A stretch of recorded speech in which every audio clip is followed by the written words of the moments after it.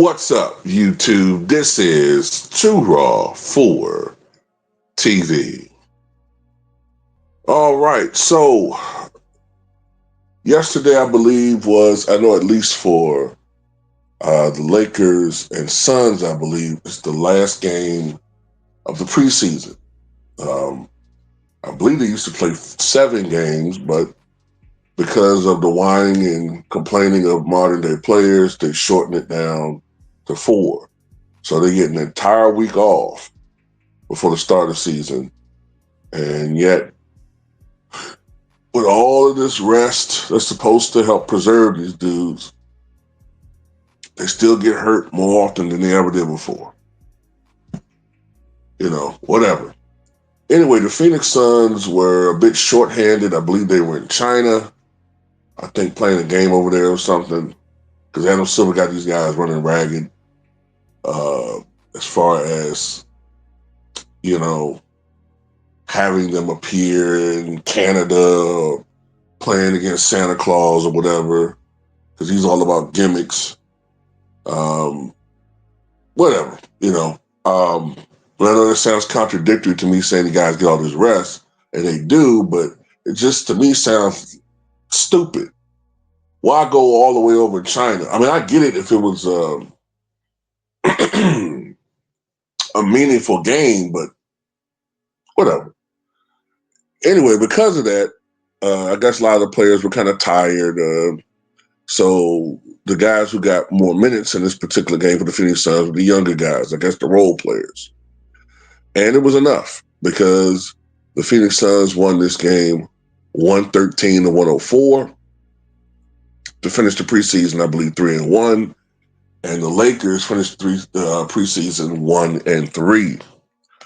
For the Phoenix Suns, they were led by Jared Butler, who had 35 points, a game-high 35 points.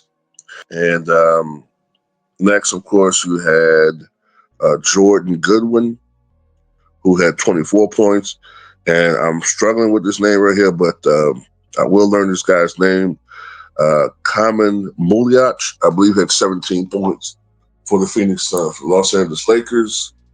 They were led by Luka Doncic, 25 points, 7 rebounds, 4 assists. Austin Reeves had 25 points. And DeAndre Ayton, as I told you guys, he's probably going to score less points generally. He's going to be that guy that's more about defense and rebounding, just his presence, defensively down low, lobs. He's the type of player that Luka thrives with on the floor as far as his role is concerned. 10 points, 13 rebounds, 5 offensive rebounds, 3 block shots. DeAndre Ayton's playing well, man. But, people are going to look at it like, oh, why he not scoring 20? Because they're just stupid. Bronny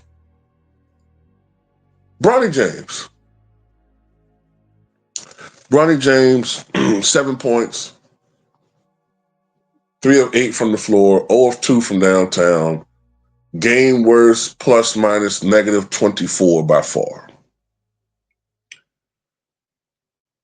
It has to be stated. It has to be repeated time and time again. Bronny James is a waste of a roster spot.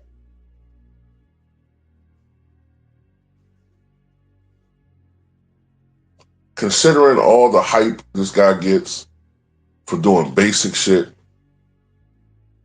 you see ESPN go off because this guy make a cut to the basket like it's the most amazing cut to the basket that we've seen since Kobe Bryant or something.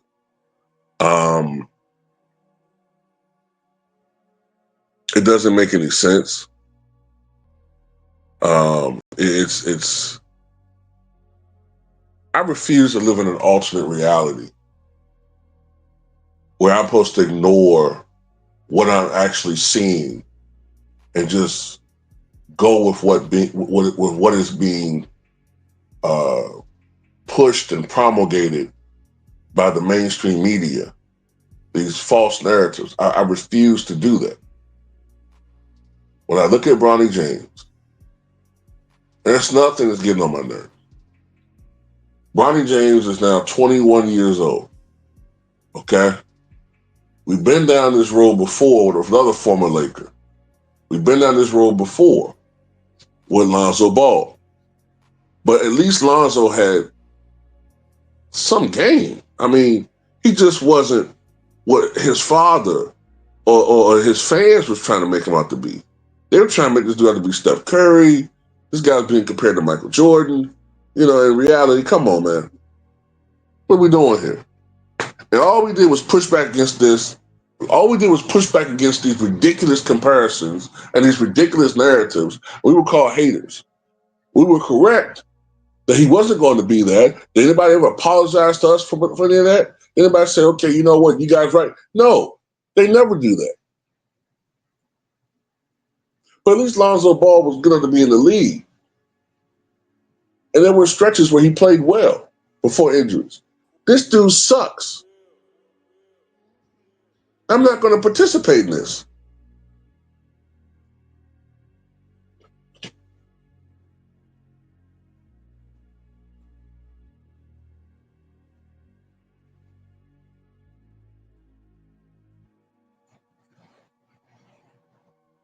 He just sucks, man.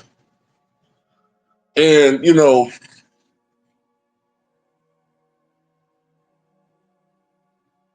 he's taken away from the team so badly. He is. And it would be even better.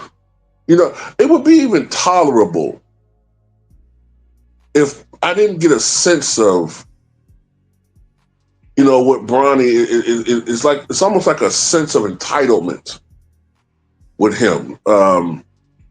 You know, he gets this guaranteed. I mean, first of all, who gets a guaranteed contract to a 55 overall bum? But anyway, he gets a guaranteed contract. Then when he's playing in the G League, he doesn't play road games. He doesn't seem to ingratiate himself with his teammates.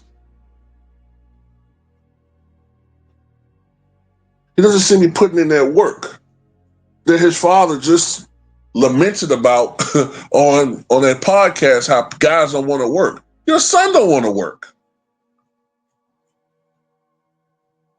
We see the stories. We hear the reports. We see in our own eyes. He's made, if he is working secretly, like if he's been working hard on his craft, then my God, he's the most untalented NBA player ever, because I don't see any real, tangible improvement. He's a waste of a roster spot. Well, I take that back. He's a waste of a roster spot if you're a real Laker fan. But for a guy that me and other content creators can shit on a daily basis, oh, he's gold. But anyway, it's going to be a long Laker season with the theatrics and the gimmicks and the games. Anyway, that's all I got to say about it. Tell me what you guys think.